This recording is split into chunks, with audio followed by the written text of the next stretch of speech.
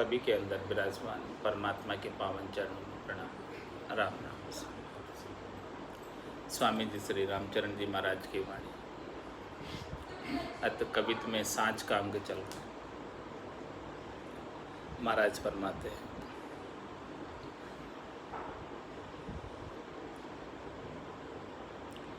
पंडासु परमेश्वर दूरो कोटि कोश बजाना, कीर्तन्यासु ड्योड़ो कहिए आशा उदर लुभाना। सेवक की श्रद्धासु हृदय साध शरण सिर राजे, पाप कर्म सो शस्त्र कोसा असुरा ऊपर गाजे। हिरणाकुश पर हाकल आयो मार लियो गह बाथा, राम चरण साध प्रहलादु ताई धर्यो सिर हाथा। विष्णु अंश अवतार हेतु भगतन के धारे, भक्त विमुख पुनाय काज भगतन के सारे।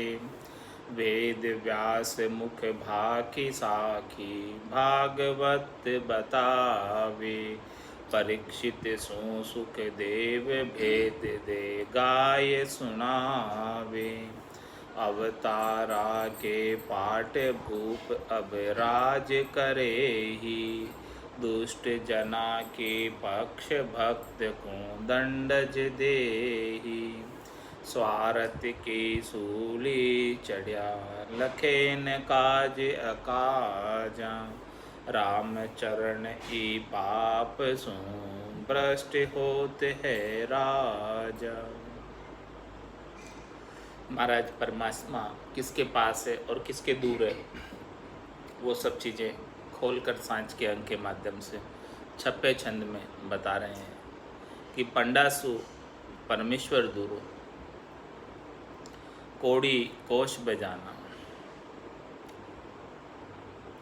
पंडे होते हैं जो तीर्थों के अंदर दान दक्षिणा लेते हैं, जो भी तीर्थ यात्री जाते हैं उनसे पूजा करवा कर कितने रुपए लेकर पूजा करवा देते हैं। बोले ठीक है, आप इतने रुपए दो, आपकी पूजा करवा देते हैं। तो पंडासु परमेश्वर दूरो कोड़ी कोशों पे जाते, वो तो बस कोड़ी को जानते हैं, जो पैसे देते हैं उनकी पूजा पाती करवा देते हैं। तो महाराज परमेश्वर तो उनसे बहुत दूर है, करोड़ों कोश दूर है। परमेश्वर उनके नज़दीक नहीं है, उन्हें तो केवल अपने पैसे से मतलब है। जो पैसे देता है उसकी पूजा करा देते हैं, जो पैसे नहीं देता उसकी नहीं कराते। तो पंडासु परमेश्वर दूरो कोड़ी कोश बजाना, और कीर्तन्यासु ड्योड़ो कहिए आशा उदर लुकाना। और महाराज में जो कीर्तन्या हैं, जो कीर्तन करते हैं, उनसे भी महाराज हमारे की ड्योड़ो कहिए, डेढ़े हैं परमात्मा, दूर ही रहते हैं, पास नहीं आते हैं। क्योंकि वो कीर्तन करके क्या करना चाहते हैं, आशा उदर लुभाना, उदर की पूर्ति के लिए वो कीर्तन कर रहे हैं। कीर्तन किस लिए कर रहे हैं, ताकि लोग उन्हें कुछ दान दक्षिणा दे जाए, लोग उन्हें कुछ खाने पीने की चीज़ें दे जाए, कुछ पैसे दे जाए, बस इसीलिए वो कीर्तन कर रहे हैं। उनकी आशा परमात्मा प्राप्ति की नहीं है, उनकी आशा कीर्तन करने वालों की पेट भरण की। वो पेट भरण के लिए कीर्तन में बैठे हुए हैं, पेट भरण के लिए कीर्तन कर रहे हैं। तो महाराज उनसे भी परमात्मा दूर है, नज़दीक नहीं है। न तो पंडों के पास है परमात्मा, और न कीर्तन करने वालों के पास। वो कीर्तन करके भी अपनी मजदूरी लेते हैं कि भाई आज का कीर्तन पूरा हुआ, आज का जाप पूरा हुआ, दे दो आज की दान दक्षिणा पूरी। इस प्रकार से महाराज उनसे भी जो है परमात्मा दूर रहते हैं। तो सेवक की श्रद्धा सु हृदय साध शरण सिर गाजे राजे। सेवक की श्रद्धा सु हृदय साध शरण सिर राजे। और महाराज फरमाने कि सेवक की जितनी श्रद्धा रखता है उसके ऊपर साध जो है उसके सिर के ऊपर कृपा करते हैं। साधना करने वाले जन, भक्ति करने वाले जन, जैसे जैसे सेवक साध के अंदर श्रद्धा रखता है उसके अनुसार उसका कार्य सार देते हैं। पाप कर्म सुसहस्त्र कोसा असुरा ऊपर गाजे। जो पाप कर्म करते हैं उनसे परमात्मा सहस्त्र कोस दूर रहते हैं, यानी 1000 कोस दूर रहते हैं। और असुरा ऊपर गाजे, जो असुर है उनके ऊपर तो मार ही पड़ती है असुरों।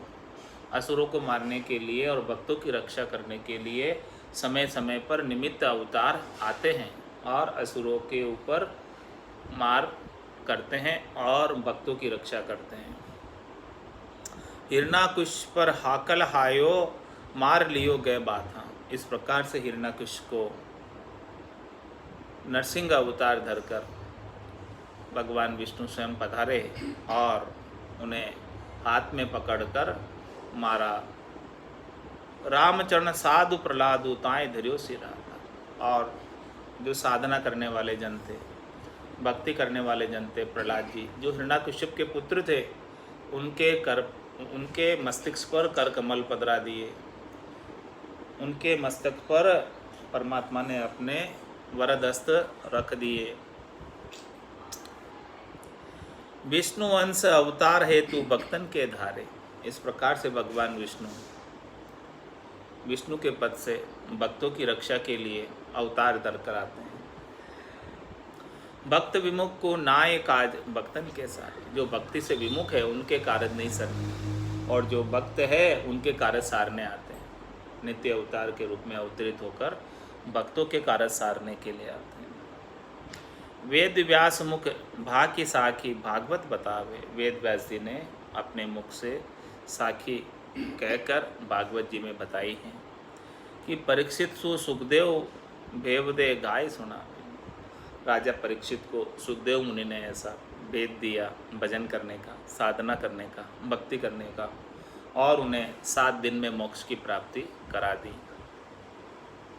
अवतारा के पाठ भूप अब राज करे ही। दुष्ट जना की पक्ष भक्त को दंडज दे। अब क्या हो रहा है? अवतारा के पाठ भूप अब राज करे। अवतारा के पाठ, अवतारा का पाठ यानी अवतार का जो अपना पद है, गद्दी है, उसके ऊपर अब जो है दूसरे जने आकर बैठ गए। अब उस पर राज कर रहे हैं। अवतारों के नाम से राज कर रहे हैं, अवतारों के नाम से दान दक्षिणा प्राप्त कर रहे हैं। और क्या करते हैं? दुष्ट जना के पक्ष, जो दुष्ट है उनका पक्ष लेते हैं और भक्त को दंडस दे। और भक्त है असली, सच्चे भक्त है, उनको दंड देते हैं, वहाँ से भगा देते हैं, वहाँ बैठने नहीं देते हैं। जहाँ जहाँ अवतारों के पाठ है, पाठ मतलब मंदिर, अवतारों के जहाँ जहाँ मंदिर है वहाँ पर अब जो है ब्राह्मण लोग, पुजारी लोग, पंडा लोग वहाँ पर अब जो है राज कर रहे हैं। वहाँ बहुत पैसा आता है, बहुत चढ़ावा आता है। उस पैसे को, चढ़ावे को अपने उपयोग में लेते हैं, अपने काम में लेते हैं, पेट भरने के लिए। और वो दुष्ट जनों की पक्ष और भक्त को दंड दे। जो सच्चे भक्त वहाँ जाकर बैठते हैं कोई, तो उनको वहाँ बैठने नहीं देते। बोले ये हमारे दुकानदारी बंद कर देगा, ये हमारी ग्राहकी खराब कर देगा। इस प्रकार से रामचरण जी महाराज भी बड़े मंदिर में बैठे थे बिलवाड़ा के, वहाँ से उनको हटा दिए। फिर बावड़ी पे आके बैठे, वहाँ से भी जो है उनको हटा दिए। फिर वो कहाँ बैठे थे? कुवाड़ा घाटे जाकर बैठे। वहाँ एकदम शांति थी, कोई वहाँ मंदिर नहीं, कुछ नहीं, बस वो नदी का किनारा और शमशान था उधर। वहाँ जाकर बैठे और वहाँ जाकर साधना की। तो महाराज फरमा रहे हैं कि जो मंदिर है यहाँ पर, ये अवतारों के पाठ है, यहाँ पर भूप अब राज करे। वो सब राजा बनकर बैठ गए अवतारों के मंदिरों में। और दुष्ट जना की पक्ष भक्त को दंड दे। इस प्रकार से कोई सच्चे भक्त आ जाते हैं तो उनको तो वहाँ से दंड देकर भगा देते हैं, और जो दुष्ट जन हैं उनका पक्ष लेते हैं। स्वार्थ की सूली चढ़िया लखे न काज काज। इस प्रकार से महाराज, सबको अपना अपना स्वार्थ प्यारा है, सबको अपने अपने स्वार्थ की पूर्ति करनी है। सबको जो है धन चाहिए, दान दक्षिणा चाहिए, पैसा चाहिए, शरीर संसार के सुख चाहिए। तो अब इस स्वार्थ की पूर्ति में वो काज कर रहे कि अकाज कर रहे, इनको पता ही नहीं। रामचरण ही पाप सु भ्रष्ट होते हैं राज, इस पाप से वो जो है सब भ्रष्ट हो जाते हैं। इस प्रकार से सांझ के अंग में महाराज आगे और बता रहे हैं मालकों में, हो तब को तरु कर्म है फल लागा हो तब सही। हो तब को तरु कर्म है और फल लागा हो तब से। हो तब जो किसको कहते हैं? होनी, होनी। हो तब को तरु कर्म, उसका जो वृक्ष है तरु, वो क्या कर्म है। हाँ, कर्म जैसे करते हैं वैसे वैसे होतब बनता जाता है, अपना होनी बनती जाती है। होतब को तरु कर्म है और फल लगा होतब से, और उसका जब फल मिल जाता है, उस वृक्ष के फल लग जाते हैं, तब वो होतब सही हो जाता है। यानी जैसे जैसे कर्म किए उसका फल आपको प्राप्त होता। तो महाराज फरमा रहे हैं कि वो होतब फिर सही हो जाता है, होनी सही हो जाती है फल लगते ही। जब तक फल नहीं लगता है वृक्ष पे, तब तक वो वृक्ष बना रहता है, और जैसे ही फल लगता है तो फिर वो होनी जैसा कर्म किया था, जैसा बीज बोया था, वैसा फल प्राप्त कर लो। तो महाराज होतब को तरु कर्म है फल लागा होतब सही। हो तब सो हिरणा की भगत सुत गात बिचारी। हो तब सो हिरणा की भगत सुत गात बिचारी। हो तब हरि लंकेश सीत सी पर की नारी। हो तब छल करी विष्णु व्रत वृंदा को गाल्यो। हो तप कीचक हाथ द्रौपदी चीर सु गाल्यो। महाबली बेकर्म करी बुद्धि ईश्वर तारही। हो तब को तरु कर्म है फल लगा हो तब सही। ये सब चीज़ें हुई ना, उसका कारण बता रहे हैं कि महाराज फरमा रहे हैं कि ऐसे ऐसे कर्म इन्होंने उपाय थे, तो इसी कारण से इनको ऐसा ऐसा फल प्राप्त हुआ। अब वो कर्म कभी किए थे और उनका फल कभी मिलता है। अनंत जन्म में जीव कर्म करता है और उसके फल आगे आगे आगे के जन्मों में प्राप्त होते हैं। तो ये सब जो होनी लिखी होती है, वो सब अपने ही कर्मों के वजह से लिखी जाती है। अपन जैसे जैसे कर्म करते हैं वैसे वैसे अपने प्रारब्ध बनता जाता है, होतब बनता जाता है, और उस प्रारब्ध को भोगना पड़ता है। तो महाराज सबका दृष्टांत देकर बता रहे, होतब सो हिरणाक भगत सुत गात विचार। ऐसा होतब था, ऐसे उनकी ऐसे पूर्व के कोई कर्म थे जिसकी वजह से हिरणाक्ष ने भगत सुत अपने बेटे प्रहलाद की घात विचारी, बुरा विचारा। भक्ति करने वाले बेटे का भी इतना उन्हें बुरा किया उनके साथ। तो ऐसा होतब था उनके साथ, ऐसे उनके कोई पूर्व जन्मों के कर्म थे, उस कर्मों की वजह से उन्होंने ऐसा किया। होतब हरि लंकेश सीत सी पर की नारी। इस प्रकार से ऐसा होतब था, ऐसा होना था कि लंकेश ने सीता जैसी पर की नारी का हरण किया, अपहरण किया। हो तब छल करी विष्णु व्रत वृंदा को गालियो। हो तब छल करी विष्णु व्रत वृंदा को गालियो। वृंदा का व्रत भंग किया, पतिव्रत भंग किया विष्णु ने छल करके। ऐसा होतब था, ऐसे कोई कर्म थे उनके पूर्व, तो उनको ऐसा वापस भोगना पड़ा। हो तब कीचक हाथ द्रौपदी चीर सुगालियो। हो तब कीचक हाथ द्रौपदी चीर सुगालियो। ऐसा होतब था, द्रौपदी के साथ भी ऐसा होना लिखा था। कोई कर्म थे पुराने जिसकी वजह से उनका जो है चीर खींचा गया, और चीर फिर भगवान ने बताया। महाबली बेकर्म करी बुद्धि ईश्वर तारही। महाबली बेकर्म करी बुद्धि ईश्वर तारही। अब देखो, कोई महाबली भी होता है, बड़ा बड़ा बलशाली होता है, लेकिन उसकी बुद्धि परमात्मा जैसी कर देते हैं। जहाँ को प्रभु दारुण दुख देई था की मति पहले हर ले। बोले कितना ही महाबली हो, उसका जोर नहीं चलता उस समय, उसकी बुद्धि ऐसी हो जाती है। कितना ही बलशाली हो, लेकिन उसकी होतब ऐसी होती है, ऐसे कर्म उदय हो जाते हैं जिसकी वजह से उनका महाबली होते हुए भी कुछ नहीं कर सकता, उसका जोर चल नहीं पाता, क्योंकि उसके साथ ऐसा ही होना लिखा। ऐसे कर्म है उसके पुराने जो उदय हो गए उस समय, तो उस समय महाबली होने के बाद भी उसका जोर नहीं चल रहा। महाबली बेकरम करी बुद्धि ईश्वर ताने। जैसे जैसे ईश्वर बुद्धि बनाता है, जैसे जैसे बुद्धि ईश्वर फेर देता है, वैसे ही वो कर पाता है, भले कितना ही बलशाली ही क्यों ना हो। होतब को तरु कर में फल लागा होतब से। इस प्रकार से महाराज में कि होतब का तरु वृक्ष कर्म है, और जैसे ही उसके फल लग जाता है वृक्ष के, तो वो होतब सही हो जाती है, वो प्रारब्ध का फल भोगना पड़ता है सबको। ये बात महाराज फरमा रहे कि सच्ची बात है। इन सब में इसके पीछे न पीछे कोई ना कोई इनके कर्म थे, जिनकी वजह से इनके साथ ऐसा हुआ। हो सकता है इस जन्म के नहीं, पिछले जन्म में इन्होंने कोई ऐसा ही विपरीत कर्म किया, तो इसलिए इनको इस जन्म में ऐसा वापस भोगना पड़ा। क्योंकि कोई भी कर्म जो है बिना भोगे नहीं छूट सकता। जमराज सबको अपने अपने कर्मों का भुगतान करवाता ही करवाता है। उसके घड़ी घड़ी दम दम का लेखा चित्रगुप्त का खाता। हंस हंस किया न छूटे रोया, किया कबाड़ा हाथा, घड़ी घड़ी दम दम का लेखा चित्रगुप्त का। उस चित्रगुप्त के खाते में तो इस आत्मा ने कितने जन्मों में कितने कर्म किए, सबका लेखा जोखा, सबका हिसाब किताब। और वो इस जन्म के अंदर आपको इन कर्मों में से क्या भोगने हैं वो छांट कर देता है। उन कर्मों को भोगना ही पड़ता है जी। उसके वही उसकी होतब है, वही उसकी होनी लिखी है, वही उसका प्रारब्ध है।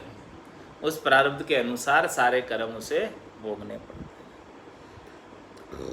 कलयुग मीठो झूठ साच को आदर नाही, दंभ कपट पाखंड झूठ झूठा मन भाई, सतपुरुषा के बेन चहन सूखे चाताणी, भ्रष्ट भ्रष्ट करी मेल कहे हम बड़े सुजानी, चोर हाथ में नाथ धनी सो पूछ समावे, राजा घोर अंधार न्याव चोरा मन भावे, बिना सुजाति ना बने ऊंच नीच सब जोय, रामचरण सत्य साधवा गो से ही सुख होय। और क्या फरमा रहे महाराज, कलयुग मीठो झूठ साँच को आदर में। इस कलयुग के अंदर झूठ सबको मीठा लगता है, असत्य चीज सबको अच्छी लगती है। कलयुग के अंदर कोई साँच को आदर नहीं देता। जो सच्ची भक्ति है, सच्चे नाम की भक्ति है, निज नाम की भक्ति है, इसकी इतनी प्रचार प्रसार नहीं, इसका इतना बोल वाला नहीं। लेकिन जो झूठ है उसका बहुत आदर है इस कलयुग के अंदर, क्योंकि सबको झूठे ही अच्छा लगता है, सबको शरीर संसार के सुख ही अच्छा लगता है, सबको इंद्रियों के सुख ही अच्छा लगता है, सबको मनोरंजन ही चाहिए, आत्मरंजन किसी को नहीं चाहिए, सबको त्रिलोकी में फल ही चाहिए, सबको परमात्मा की माया ही चाहिए, किसी को परमात्मा नहीं चाहिए, सबको परमात्मा की माया चाहिए। तो कलयुग मीठो झूठ, इस कलयुग के अंदर मीठा क्या है? झूठ मीठा है। और साँच को आदर ना है। कोई सच्ची बात बताए, सच्ची भक्ति बताए तो उसको आदर नहीं देते हैं, उसको मान्यता नहीं देते हैं, उसको प्रधानता नहीं देते हैं। दंभ कपट पाखंड झूठ झूठा मन भाई, इस प्रकार से कलयुग के अंदर बहुत अधिक चल रहा है। क्या? दंभ चल रहा है, कपट चल रहा है, पाखंड चल रहा है, झूठ चल रहा है। और यहाँ पर जो झूठे जन हैं उनके मन को ऐसा बहुत अच्छा लगता है। दंभ कपट पाखंड और झूठ, ये चार चीज़ें झूठे मन वाले आदमियों को, झूठे मन वाले जनों को मन में भाता है। सत्पुरुषा के बेन चहन सु खेचा तानी, जो सत्पुरुष सच्चे वचन बताते हैं, सच्चे बेन बोलकर सुनाते हैं, अणबे का ज्ञान बताते हैं, निर्भय वचन का उच्चारण करते हैं, उनसे खींचातानी करते हैं, उनके साथ वाद विवाद करते हैं, उनके साथ तर्क कुतर्क करते हैं, वितर्क करते हैं। भ्रष्ट भ्रष्ट करी मेल कहे हम बड़े सुजाने, भ्रष्ट भ्रष्ट आपस में मिल जाते हैं और कहते हैं कि हम जो है बहुत ज्ञानी हैं, हम सब कुछ जानते हैं, आप हमें क्या सिखाओगे। चोर हाथ में नाथ धनी सो पूछ संभाल, नाथ किसके हाथ में? चोरों के हाथ में। और धनी सो पूछ संभावे, और धनी ने इनकी पूंछ पकड़ रखी। ऐसा हो रहा कलयुग के अंदर, यानी चोरों के हाथों की कठपुतली होने। राजा घोर अंधार न्याव चोरा मन भाग। राजा भी जो है अंधकार में है, न्याव नहीं कर रहा है। न्याव राजा कैसा करता है? जो चोरों को अच्छा लगता है, क्योंकि राजा भी उन चोरों से पैसा लेता है, राजा को भी उन चोरों से स्वार्थ है, इसलिए वो न्याव के अंदर भी चोरों का ही पक्ष लेता है। बिना सुजाति ना बने ऊंच नीच सब जोय, रामचरण सत साधवा गो से ही सुख होय। इस प्रकार से महाराज है, बिना सुजाति ना बने ऊंच नीच सब जोय। सबको देखा है महाराज, ऊंच और नीच सबको देखा है। इस कलयुग के अंदर कोई भी अपनी जाति के अंदर भी किसी के नहीं बनती, बिना स्वजाति ना बने। चाहे ऊंचा हो चाहे नीचा हो, सबको अपना अपना स्वार्थ प्रिय है। रामचरण सत साधुआ गो से ही सुख होय। और महाराज सम्मान की जो सत साधु है उनको गो से ही शुद्ध सुख होय। गो से ही सुख होय। गो से सुख होने का क्या तात्पर्य? रामचरण सत्य साधुआ गो से ही सुख होय। गो नाम तो इंद्रियों का होता है, इंद्रियों से सुख होता है कलयुग में आजकल। ऐसा उनको सत साधु कहते हैं, जो इंद्रियों का सुख दे रहे और ले रहे। इस कलयुग में ऐसी स्थिति है। गो नाम इंद्रियों का, गो से जो सुख प्राप्त कर रहे हैं उनको सत साधु कहते हैं, जो इंद्रियों का सुख देते हैं और लेते हैं। ऐसी कलयुग के अंदर महाराज फरमाने स्थिति है आज। इस प्रकार से साज के अंग में महाराज ने ये सब स्थिति का वर्णन किया है। और अब भरम विध्वंस का अंग आ रहा है कवित्व में ही। रमती राम गुरुदेव जी, पुनित हूँ काल के संत, जिनको राम चरण की वंदन बार अनंत। भरम भय सब नासे राम निज तत ठहराया, जैसे कण को काढ़ खाकला दूर उड़ाया। जप तप तीरथ पुण्य नाम बिन लागे फीका, सकल शिरोमणि नाम राम उद्धार है जीव का। राम चरण यो जो कहाँ भया, पढ़या शास्त्र पुराण, राम रटन बिन थोतरे जू चुड़ियल के पकवान। क्या फरमा रहे महाराज भरम विध्वंस में? भरम भय सब नाश राम निज तत ठहरा। जब ये राम नाम से निज नाम जागृत हो जाता है, तत्व ज्ञान जागृत हो जाता है, केवल्य ज्ञान जागृत हो जाता है, अपने घट के भीतर इसका घटपटचों का अनुभव होने लगता है, आनंद आने लगता है, तब भरम भय सब नाश, तब सारे भरमों का नाश हो जाता है। फिर कोई भरम नहीं रहता है। शरीर संसार इंद्रियों वस्तुओं की सुखों की प्राप्ति का उपाय छूट जाता है। शब्द रूप रस गंध स्पर्श का उपाय छूट जाता है। देखिए सुनिए गुनिए मन माही, मोह मूल परमारथ नाही। तो इन सब का उपाय भी छूट जाता है, क्योंकि घट के भीतर सच्चे परमात्मा की अनुभूति होने लगी। तो जब ऐसा प्रेम जागृत हो जाता है तो पाखंड सब उठ जाता है। भरम भय सब नाश राम निज तत् ठहराया। जब ये निज तत्व निज नाम घट के भीतर ठहर जाता है, प्रकट हो जाता है, जागृत हो जाता है, आनंद आने लगता है, तो तब सब भ्रमों का नाश हो। महारस ज्ञान आनंद पद उपजे, यदि यो निर्भय हो। जैसे कणकों काढ़ खाकला दूर उड़ाया। किस प्रकार से दृष्टांत देकर समझा रहे हैं? गेहूं की फसल आई है, उसमें से क्या किया? कण कण निकाल दिया, सब कण कण को निकाल दिया। अब क्या बचा पीछे? खाकला। वो खाकले को दूर उड़ाया। अब जब राम नाम रूपी कण हाथ लग गया तो फिर खाकले से क्या सरोकार? खाकला तो छोड़ देते हैं ऐसे, ले जाओ खिलाओ पशुओं को, हमारे तो कण अन्न आ गया। और कितना आया, सातो अन्न नीपजा बारी साक हेल दे आई। अब कोई आनर जाचे मुँह को तो गाड़ा भर दूं भाई, इतना अन्न पिलाओ, मारे तो आनंद भयो गरमाई। निपजी साख नाम अन्न आयो, टोटो रहो न काई। तो जैसे कण को काट खाकला दूर उड़ाया, इस प्रकार से, जिस प्रकार से कण को निकाल के खाकले को, छिलके को अलग कर दिया जाता है, फिर उसको फेंक दिया जाता है, कुछ भी काम नहीं आता, उसी प्रकार से जिसे निज नाम रूपी अन्न प्राप्त हो गया, उसके लिए नाम के अलावा बाकी सब छोई है, छिलका है, उससे कोई अब उसका सरोकार नहीं, लेना देना नहीं। जब तप तीरथ पुण्य नाम बिन लागे फीका। महाराज हमारे कि एक परमात्मा के नाम के बिना अब नहीं सुहाता, पहले फिर भी सुहा जाते थे। जप करना, तप करना, तीर्थ करना, पुण्य करना, ये सब चीज़ें पहले सुहा जाती थी, पहले अच्छी लगती थी, जब तक निज नाम जागृत नहीं था, जब तक राम नाम की भक्ति भेद सहित प्राप्त नहीं हुई थी, तब तक ये शुभ कर्म सब अच्छे लगते थे।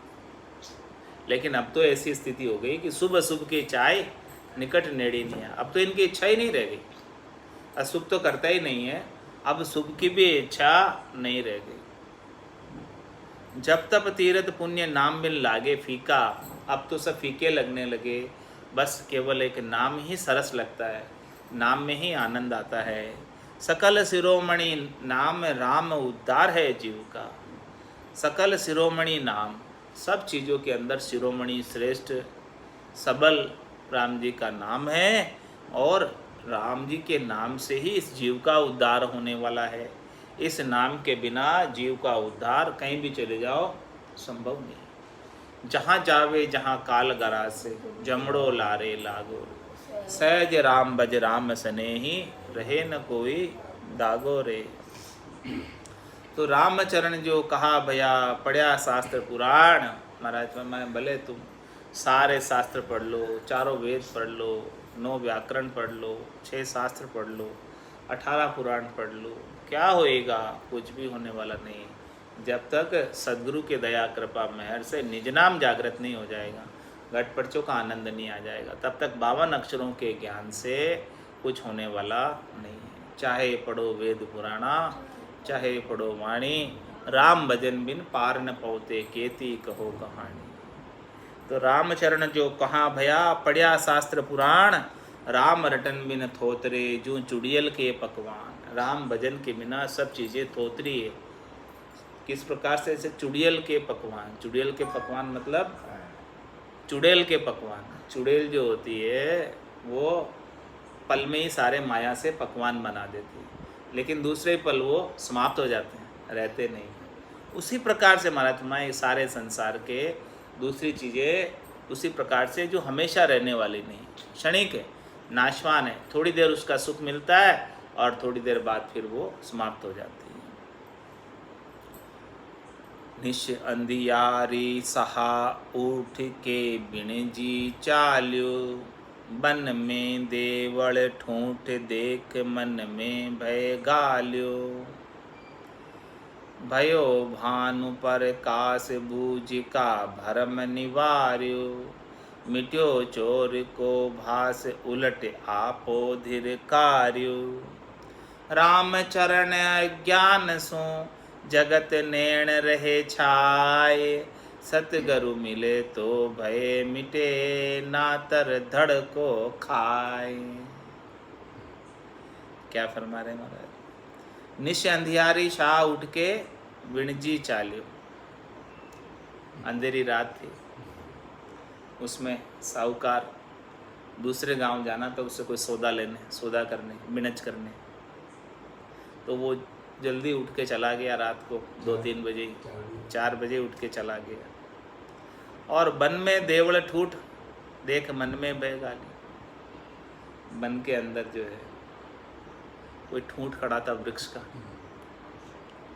तो उसको देखकर भय लगने लगा उसको, भूत है तो, ऐसा डरने लगा अंधेरे में। और फिर भयो भानु प्रकाश बूझ का भरम निवार, जब सूर्य उदय हुआ तब देखा कि तो भूत वूत कुछ नहीं है, खाली ये तो वृक्ष का ठूठ है। रात के अंधेरे में ऐसे भूत जैसा दिख रहा था। जब इस प्रकार से उसे सूर्य उदय हुआ तो वो भरम उसका मिटा कि ये तो कोई भूत वूत तो कुछ है नहीं, ये तो वृक्ष का ठूठ है।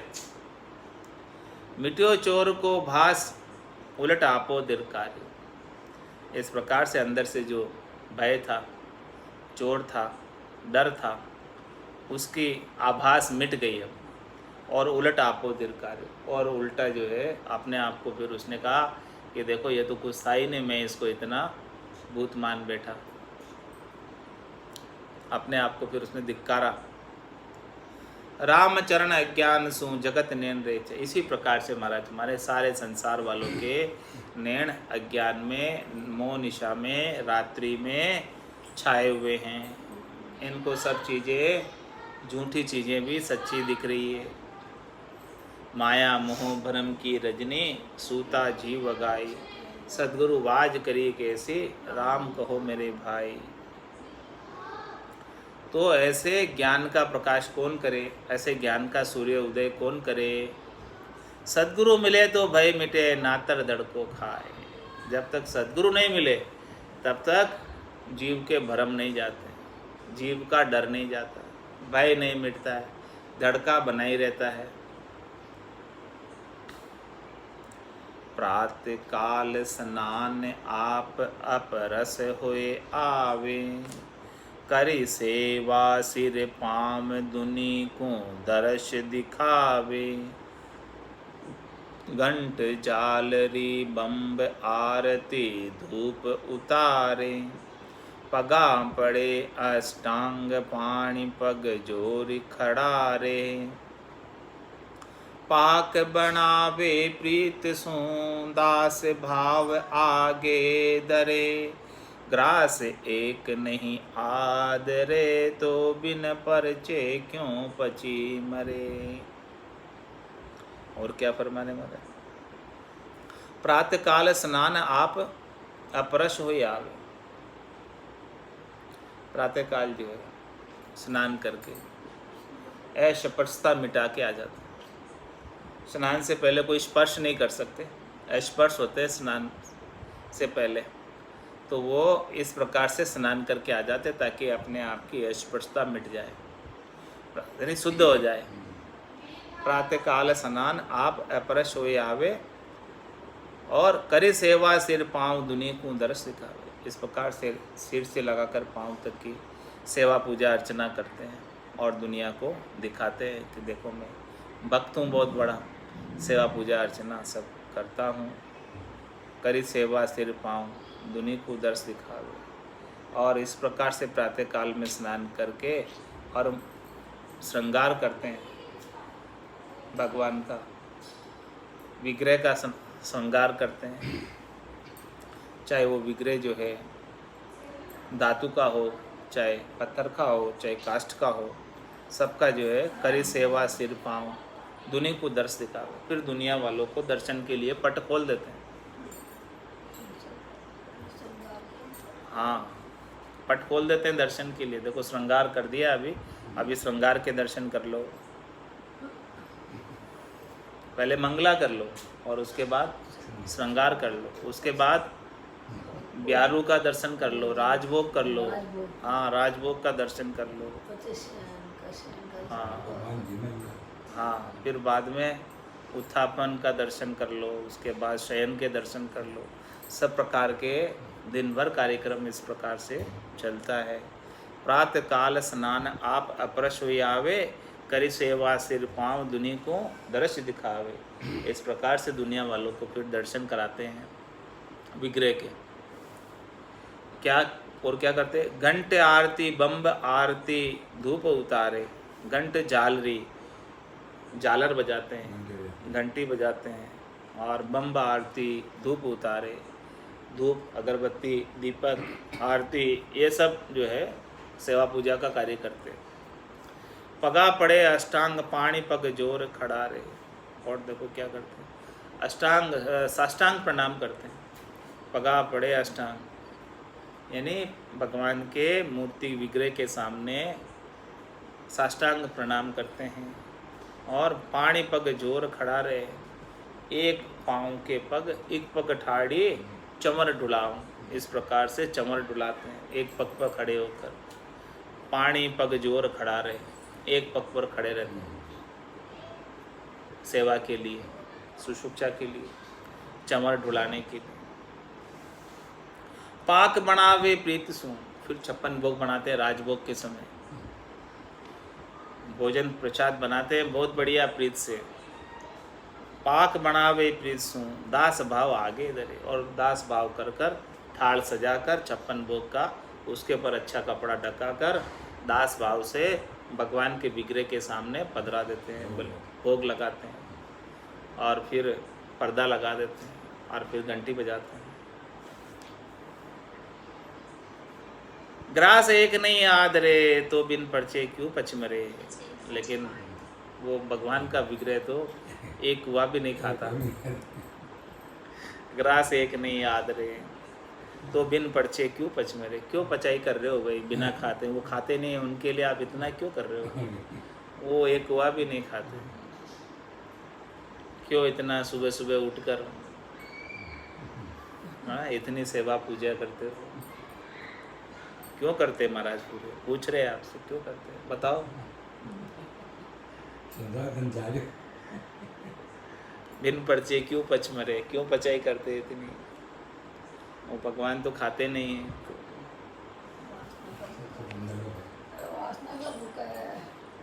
आंधा सन्मुख नत्य बहुत विधि तोड़े ताना, बहरा आगे गान ग्रंथ का अर्थ बखाना। पंगा बेगो ध्याय दौड़ मोय तस कर मारे, टूटा गहे तरवार आसरे बचू तुम्हारे। दुगुण अंध ये बुद्धि नर ऐसे या जग माए, राम चरण गुरु ज्ञान बिन प्रतिग सूझे नाय। क्या फरमाने? आंधा सन्मुख नृत्य बहुत विधि तोड़े ताना। कोई अंधे व्यक्ति की सभा है और उनके सामने नृत्य कर रहे, बहुत बहुविधि तोड़े ताना नृत्य कर रहे हैं बहुत अंधों के सामने। ऊपर वाली बात का नीचे फिर दृष्टांत देकर महाराज समझा रहे हैं, एक ग्रास नहीं आदरे तो बिन परचे क्यों पचमरे। इस बात का फिर आगे खुलासा कर रहे हैं कि इस प्रकार से करना क्या क्या करने के समान है। आंधा सन्मुख नृत्य बहुविधि तोड़े ताना। आंधों के सामने कितने बड़े आप नृत्य करो, कितने अपने पाँवों को तोड़ो, भले खूब उछल उछल कर नृत्य करो, वो तो देखने वाले नहीं है। आंधा को कुछ दिखेगा नहीं कि क्या कर रहा है, क्या कर रहा है, उसको कुछ दिखने वाला नहीं है। और बहरा आगे गान ग्रंथ का अर्थ बखान। जो बहरे व्यक्ति है उनके आगे खूब अच्छा मधुर मधुर संगीत, खूब भजन गाओ, खूब, वो तो सुनेगा नहीं। और कोई बहुत अच्छा ग्रंथ है उसका भी भले पाठ करके अर्थ उसका बखान करो, तो बहरा तो कुछ सुनेगा नहीं। इस प्रकार से करना हो गया। ऊपर वाली करने के लिए, सेवा पूजा अर्चना के लिए बता रहे महाराज कि इस प्रकार से आप जो है कर रहे हो तो ये इसके समान करने के समान हो गया। क्या करने के समान हो गया? आंधा सन्मुख नृत्य बहुत विधि तोड़े ताना, बहरा आगे गान ग्रंथ का अर्थ बखाना। पंगा बेगो ध्याय दौड़ मोई तस्कर मारे। पंगा बेगो ध्याय, पंगु है यानी लंगड़ा है, हाँ, दिव्यांग है। विकलांग कहते थे, आजकल दिव्यांग कहते, तब दिव्यांग है। पंगा बेगो ध्याय दौड़ मोई तस्कर मारे। उसको कहते हैं कि तू दौड़, हाँ चोर मारेंगे। तो क्या पंगु दौड़ सकता? टूटा गहे तरवार आसरे बचू तुम्हारे। टूटा गहे तरवार आसरे बचू तुम्हारे। जिसको तलवार चलाना नहीं आता है, जिसके अंदर सुरापा नहीं है, कायर है, हाँ, हाथ टूटा हुआ भी है, उससे तलवार ही नहीं पकड़ सकते, तो अब कहवे कि भाई तू तलवार पकड़ और बचूं तुम्हारे आश्रय में बचूंगा। तो भाई उसके हाथ में तो तलवार पकड़ने की सामर्थ्य ही नहीं है। टूटा कहे तलवार, कैसे तलवार पकड़ेगा टूटा, जिसके हाथ टूटे हुए हैं। टूटा गए तलवार आश्रय बचो तुम्हारे, कैसे उसके आश्रय से आप बच सकते हैं? उसके हाथ ही नहीं है तो भला वो तलवार लेकर कैसे आपको शत्रु से बचा सकता, कैसे आपकी रक्षा कर सकता शत्रु से? दुगुण अंध बेबुद्ध नर ऐसे या जगमा। इस प्रकार से महाराज हमारे संसार के अंदर दुगुणे अंध है, अंधे ही नहीं डबल अंधे हैं। बेबुद्धि नर, बिना बुद्धि के नर नारी हैं, ऐसे या जगमाए, ऐसे इस संसार के अंदर है।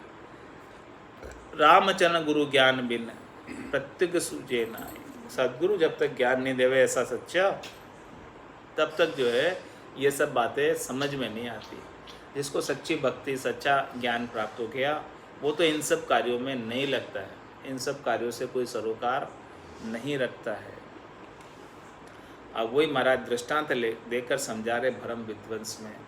डूंगरपुर पाषाण सिलावट खोदर ल्यायो, गड़्यो सिंह अरु गाय एक गड़ी हरि पद रायो। गाय दे जो दूध उठ के हरि मारे, ये दोन्यों सिद्ध होय तबे वो हरि निस्तारे।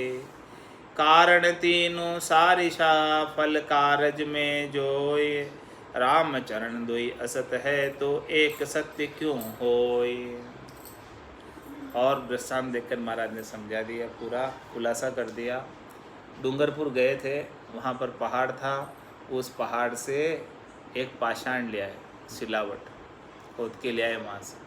अच्छा बढ़िया सुंदर पत्थर था सफ़ेद कलर का, वो लाए उठा के, और उस पत्थर से गड़ियों सिंह और गाय, एक तो शेर बना दिया गढ़कर, और एक गाय बना दी गढ़कर, और एक गड़ी हरी पदरा है, एक हरी की विग्रह बना दी। अब गाय दे जो दूध, यदि वो पत्थर से गढ़कर बनाई हुई गाय यदि दूध दे दे, और उठ के केहरी मारे, और जो शेर बनाया पत्थर का वो उठकर किसी को मार सकता है क्या? या वो पत्थर की गाय दूध दे सकती है क्या? तो ये दोनों सिद्ध हो, पहले इन दोनों को सिद्ध करो महाराज में। आप मूर्ति को भगवान की बाद में सिद्ध करना, हाँ मूर्ति की बाद में प्राण प्रतिष्ठा करना, पहले इन दोनों की प्राण प्रतिष्ठा करो। महाराज ऐसा कह रहे हैं, हाँ उनकी आप करते प्राण प्रतिष्ठा, मूर्ति की, भगवान की मूर्ति की प्राण प्रतिष्ठा करते, तो पहले इनकी कर दो प्राण प्रतिष्ठा, ताकि हमारे दूध तो चालू हो जावे। महाराज ऐसा कह रहे, क्या कह रहे कि इनकी प्राण प्रतिष्ठा कर दो, तो ये दोनों सिद्ध हो, इनके अंदर प्राण फूंक दो आप। ये यदि सिद्ध हो जाए, ये दूध देने लग जाए, और वो शेर जो है हाँ मारने लग जाए, ये दोनों सिद्ध होए तबे वो हरि निस्तार है। जब मैं मानूं कि वो जो है हाँ तीसरा जो हरि का विग्रह बनाया था वो भी निस्तारण कर सकता है, मैं मान जाऊंगा तब। ये दोनों में प्राण प्रतिष्ठा डालो, आप करो देखो। कारण तीनों सारिसा फल कारज में जो है महाराज, तीनों ही कारण जो है शरीक हैं। अब फल तो कारज होवे तो होवे के, अब कारज नहीं होवे तो किस बात का? काम होवे तो काम तो हो नहीं रहा। और कहते रामचंद्र दो ही असत तो एक सत्य क्यों है? अब दो को तो आप झूठा मानते हो कि पत्थर की गाय दूध नहीं देगी, पत्थर का शेर मार नहीं सकता, तो फिर एक जो हरि का विग्रह बनाया है पत्थर का, वो कैसे आपका निस्तारण कर सकता है? वो कैसे आपको मोक्ष प्राप्त करा सकता है? इसकी बात हमें समझा दो थोड़ी। ऐसे महाराज जो है भरम विध्वंस के अंग कवित्व के माध्यम से समझा रहे हैं। अब बाकी का भरम विध्वंस कल करेंगे। बोलो राम सद्गुरु देव जी महाराज ने धन्य हो, परम दयाल सद्गुरु सुखराम जी महाराज ने धन्य हो, स्वामी जी श्री रामचरण जी महाराज ने धन्य हो, अनंत श्री स्वामी जी श्री रामचरण जी महाराज के ज्ञान सस्वरूप भगवान ने केवली भगवंता ने जीवा तारण जहाज में मोक्ष के मालिका ने अनंत कोटि संतान राम सभा में राम राम।